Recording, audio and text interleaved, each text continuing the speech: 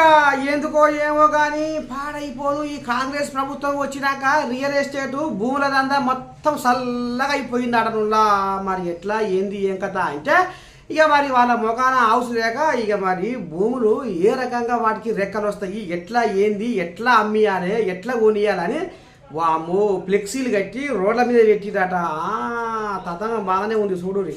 రావయ్య రావయ్య మా వెంచరు చూడు బంగారమయ్య, రావయ్య రావయ్య మా వెంచరు చూడు బంగారమయ్య, ప్లాటు బుక్కు చేసుకో బ్యాంకాకు ప్యాకేజీ అందుకో, ప్లాటు బుక్కు చేసుకో బ్యాంకాకు ప్యాకేజీ అందుకో, ఈ ఫ్లెక్సీని కళ్ళ చూసిపో నీ కోరికను నెరవేర్చుకో, ఈ ఫ్లెక్సీని కళ్ళ చూసిపో నీ కోరికను నెరవేర్చుకో. ఇగో ఈ రకంగా రియల్ ఎస్టేట్ ఆఫీసుల చుట్టూ రద్దీగా ఉండే రోడ్ల మీద గిట్ట ఫ్లెక్సీలు కట్టి కస్టమర్ల చూపును మళ్లించుకొని భూముల బేరం సురువు చేసి రావడంలో కొంతమంది మోతవార్లు. ఇక చూడు ఎట్లా ఉందో.